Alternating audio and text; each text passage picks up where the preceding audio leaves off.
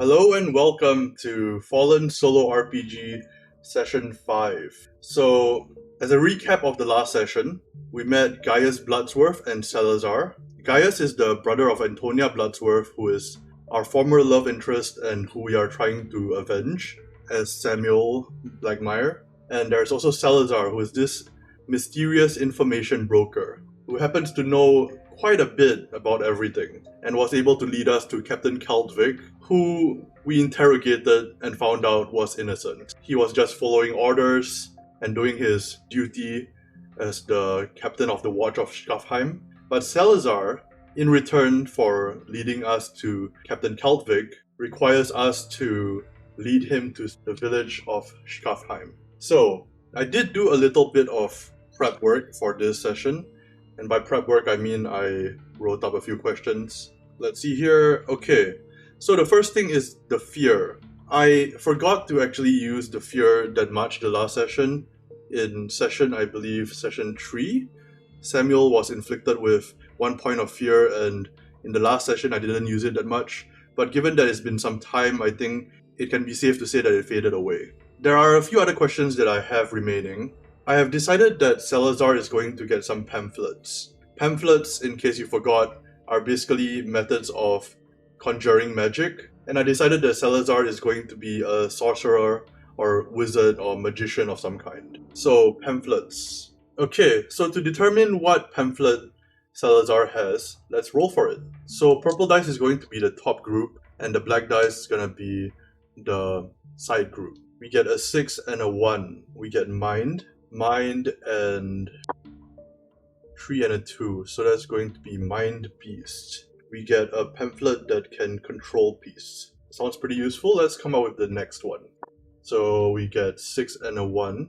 That's going to be Mind again, actually. And that's going to be a 5 and a 4. So that's going to be Rife. Mind Rife. I think that's going to make someone lose their sanity for, let's say, 1d4 rounds. Something like that, I think.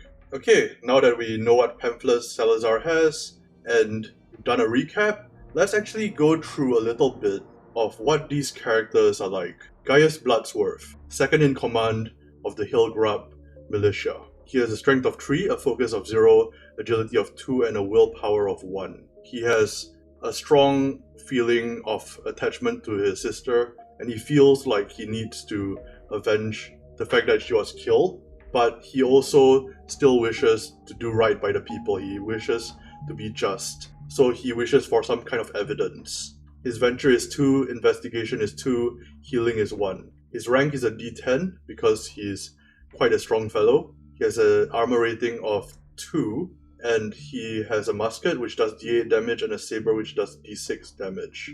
Salazar is a sorcerer of sorts and an information broker. He utilizes his dark incantations to be able to get information, leading him to more and more power, presumably, but we don't know his true intentions. He has a strength of 0, a focus of 2, agility of 1, and a willpower of 3. He has dark incantation of 2, light incantation of 1, he has some lore ability, 1, and he knows how to investigate a bit, 1. He has an incantation pool of 2 plus 1, which is 3. His rank is going to be a D6, similar to Samuel. He has no armor, and he does very little damage, D4, with his dagger. And in addition to that, he also has these 2 pamphlets. There are some other questions that I would like to clear as well. One of them being, how much does Salazar actually know?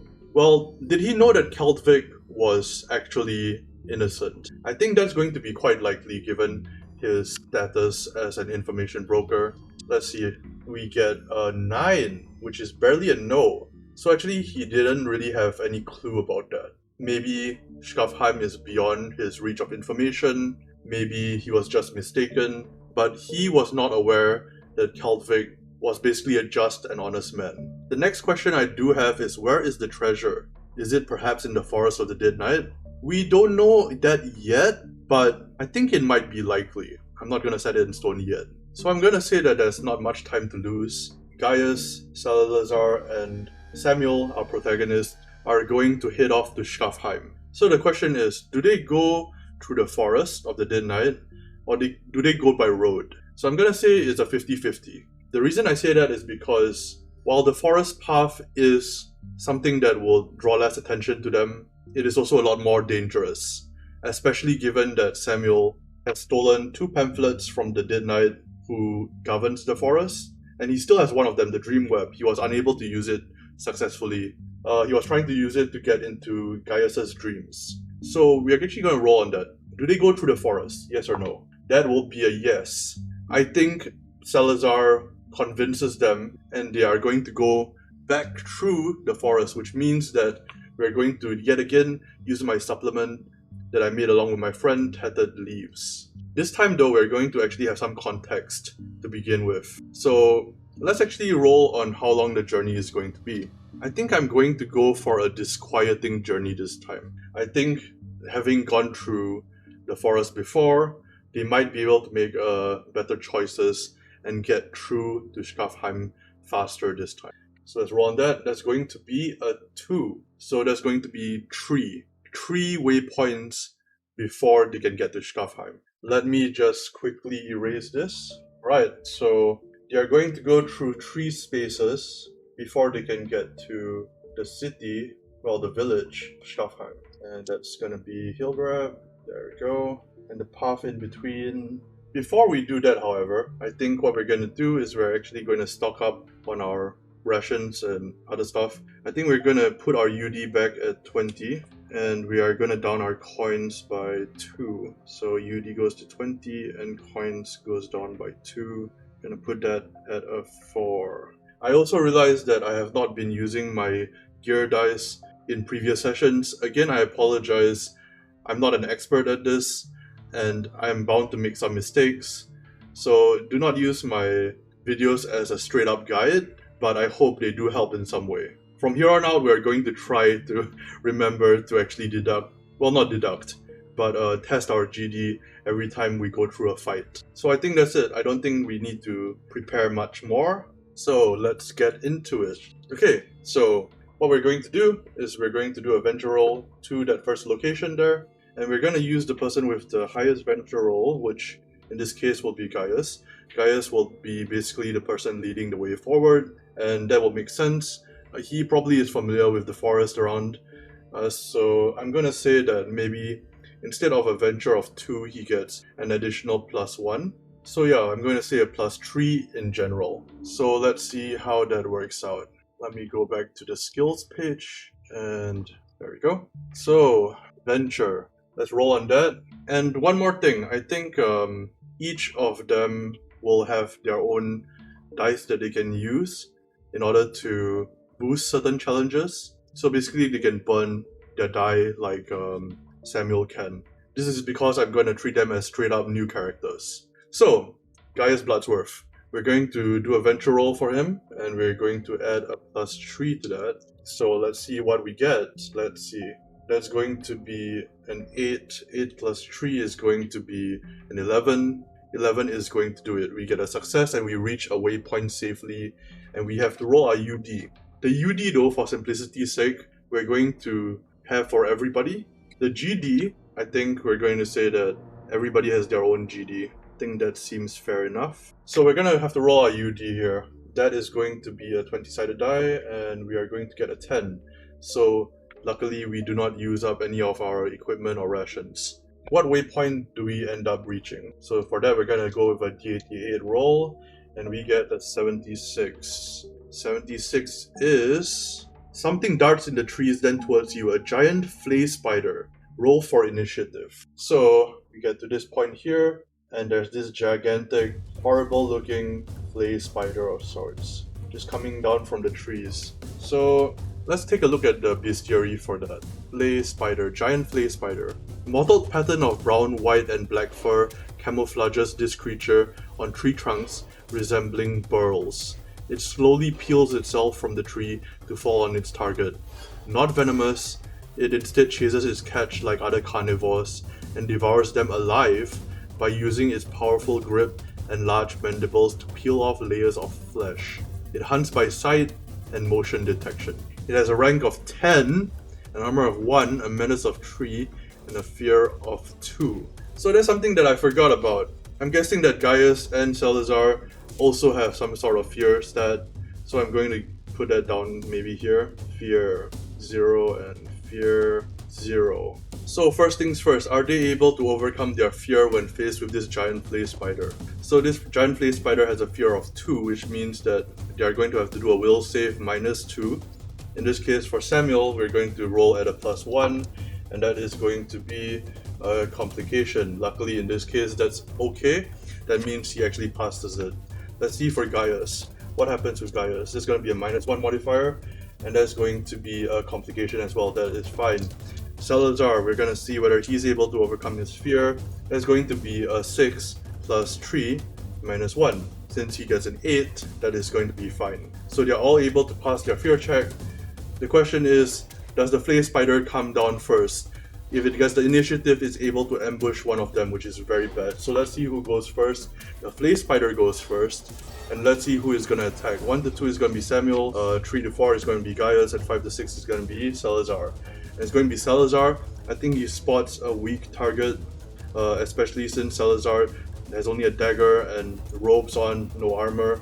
He's able to deal 2 damage to Salazar, and that's direct damage, especially since it does not have armor.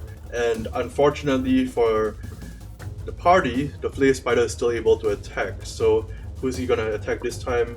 He's gonna attack Samuel. So Samuel is going to have the dodge with his agility of 0, and let's see what happens here. So he gets a 9, that's going to be a complication, and he is actually going to take the harm of the flay spider.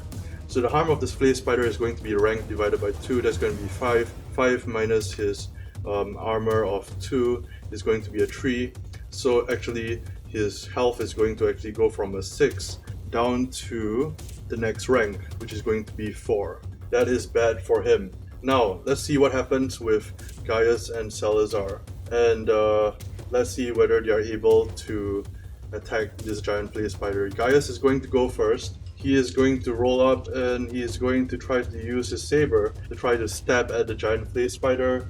Let's see how he does. He does very well. So that is actually going to be a wound dealt directly to the spider. So that's going to be 10 for the rank, and it's going to go down to an 8. So how about Salazar? Is Salazar able to do it with his modifier of 0? He is able to at least do a complication. A complication means he is going to actually be able to deal his weapon harm. Keep in mind that the flay spider has an armor value of 1, so let's see how much damage he deals. He deals 1 damage and he's able to get the spider down to 7. So at this point, Samuel shakes the spider off and is going to try to attack. Unfortunately, he's in close combat, otherwise he will use his musket. So he's going to use his saber to try to attack. He has a strength of 1 and he sucks. He is not going to be able to hit at all, and in fact he's going to get a -1 to the next initiative roll, which we'll do right now, and that's going to mean that the spider goes first. Who is the spider going to attack this time? It's still going to be Samuel, because it hates Samuel and Samuel is going to die. Samuel is going to try to evade the spider.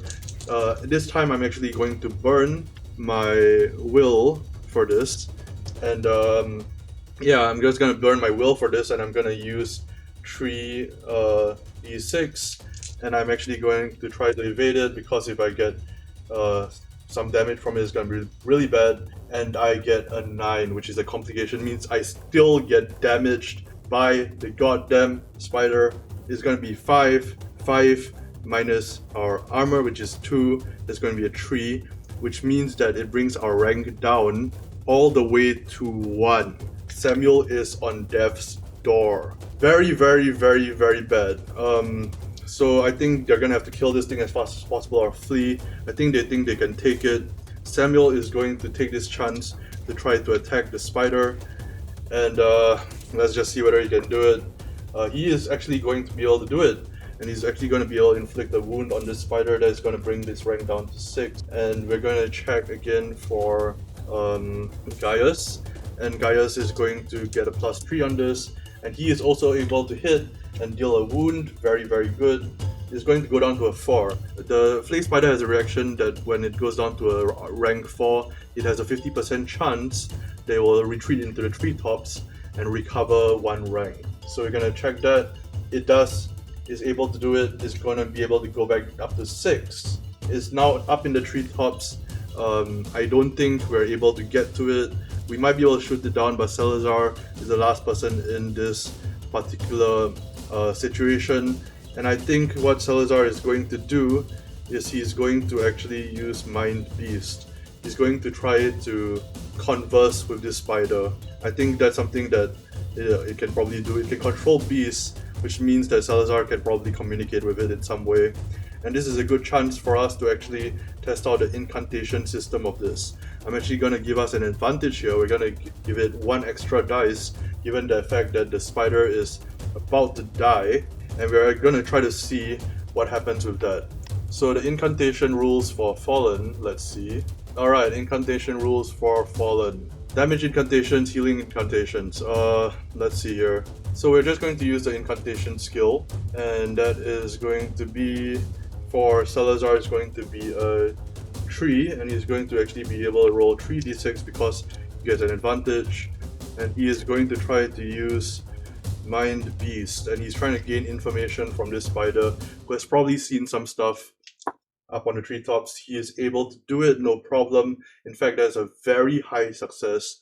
I'm gonna say that he's gonna be able to get whatever he wants out of this spider. So he's able to read this beast's mind, and he's able to kind of like channel his way into the beast's mind. What does he see? And I'm gonna say specifically about the Dead Knight, because the Dead Knight is something that's hot on our heels. And we're gonna roll a 2d6, and we're gonna see what is the result, and that's going to be a 66. That's going to be false, and there's some kind of ship. Is the Dead Knight gone? Is he gone from the forest? False. Ship. I think the ship means that it has traveled off somewhere. The Dead Knight is off looking for something. Is it the treasure? There's going to be a high likelihood, I think, and it is going to be a high yes. There's an 18, which means that yes, the Dead Knight is out looking for the treasure that Flande and the Doctor are trying to look for as well. I think the treasure is what is linking all of this. Where is this treasure? Are we able to glean that information from this spider? What direction is the Dead Knight headed in? Let's try to figure this out. Since we're able to control the beast, it's no longer a threat to us, but do we have to start a new journey here? I'm gonna ask, given that we have 2 more waypoints, how much distance is there to this particular treasure? Because I think we're going to do a bit of a detour here. I think Salazar is interested, Samuel and Gaius are definitely 100% interested, so we're actually going to say it's going to be a distance of 2 from here, which means I'm actually going to do something like this. And we're going to make a detour and try to find our way to this ruins of some sort that houses some kind of treasure. Maybe it's a cave, maybe it's something else. We don't quite know yet, but we are going to try to hit there. In the meantime, we are able to disengage from the spider and get some rest. So, rules for resting are: you get to maximum rank after a safe and comfortable night with sustenance. Thank God. So we're able to actually get to 6 for Samuel. And is anybody else damaged? No, it's oh wait, Salazar is.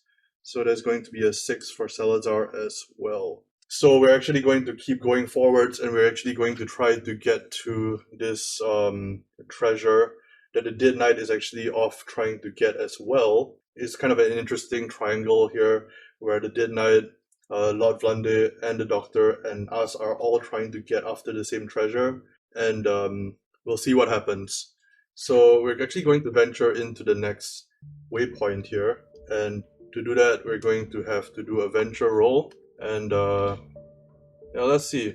So we're going to do a venture roll, and we're going to do that with Gaius' venture, which is going to be a +2. That is going to be no problem at all. He's able to lead us successfully through to the woods, given the information given by Salazar, and that is going to give us a 4, which is going to be a peaceful creature. Oh, before I forget, the pamphlet is basically used up, so we're going to cancel that out. Right. Peaceful creature. You encounter a wandering animal. It cocks its head at you in curiosity. Let's see, what kind of animal is it? So we're going to roll a d6 for that, and that's going to be a 2. That is going to be a deer, rank of 6. If the creature mind skill is used and the player approaches the creature automatically becomes a companion on a success. On a complication, the creature flees in fear. On a miss, the creature yelps in alarm and bites you, dealing 1 harm, then flees. Unfortunately, I would really like to make a friend of this deer, but equally unfortunately, I don't think any of them care about it at all. And I think Gaius is probably the only one with enough of a heart of gold to do it, but I don't think he is actually going to be persuaded to try to make a friend of this very friendly looking deer. So we're actually going to keep going. We're going to do another venture roll, and we're actually going to use Gaius's venture again, and that's going to be 9. So that's actually going to be a complication this time. We reach a waypoint with difficulty, and we roll UD. So we didn't roll UD for the previous one. My apologies. We're going to do that right now. So that's going to be a 1. Actually, we do decrease in our UD, so that's going to go down to, I believe, a 12. So we are actually also supposed to roll our GD, like I said previously. So again, I forgot to do that. Apologies, but I'll do that right now. So we roll the GD for each person individually. I think, yeah, we'll do it like that. Of course, Samuel goes down in GD because he sucks. So that's gonna be wear and tear on his clothing. Let's see. Gaius is fine, and Salazar are fine because they don't suck quite as much. We do get a complication of some sort. We're gonna roll a 1d6 and see, do we suffer fate? We do not, barely not. We are able to get to that location. If we got a 1 to 4, we will have to deal with some kind of issue. So luckily we're just fine. We're actually going to roll a 2d8, and we're gonna get an 84, which is going to be hidden in the brush is someone's emergency cash. If you take it, increase UD by 1 and your coins by 2 if we take it. Samuel obviously wants to take it. Gaius probably isn't so sure. Our UD is not too bad, but I think Samuel does want the coins. He argues that it can be used for some good here, and I think Salazar does not care. We're just gonna roll on that and see what happens here. Do we take the cash with us? 2, no. Gaius is strongly against it. He believes that it is wrong to just take somebody's things, especially a hunter's cash.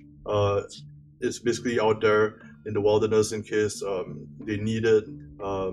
Basically, it's their emergency rations and stuff, so it's horrible to take it, and Samuel eventually consents, and they are able to continue with not much more incident, which is interesting because those are some of the only peaceful events within this book, so they got quite lucky. So, last roll, venture. Are we able to get to these ruins without too much trouble? Let's see here, we get a 1, 3, and we add a 3 to that, which means we get a 7, so that's barely a complication. We're actually going to roll, do we suffer fate? 6. If we got a 5 or 6, we don't suffer fate. So, we actually find ourselves at some kind of ruins. Let's actually roll on the tables to see what kind of possible themes we can get for these ruins. We're going to roll a d10 on that, and that's going to be an 8. Infested, some kind. So it's infested in what way? Like infested with wildlife? I think that's what likely. We come across these ruins with these brambles and thorns, and it's barely visible, and we only are able to find it because we know it's there. And Salazar is like, this is it. This is where the Dead Knight has gone to. And at this point, Samuel is quite nervous. He knows how much damage the Dead Knight can do, and he knows how dangerous the Dead Knight is. But I think he's going to relent, and they're going to venture on in, and we'll see what happens to them in the next episode. Thank you for watching, and I hope you enjoyed that. In the next episode, Samuel, Gaius, and Salazar will descend into the ruins and try to see what is this treasure that Lord Vlander and the Doctor are so desperately trying to find, and perhaps they'll even meet with the Dead Knight. Hope to see you then.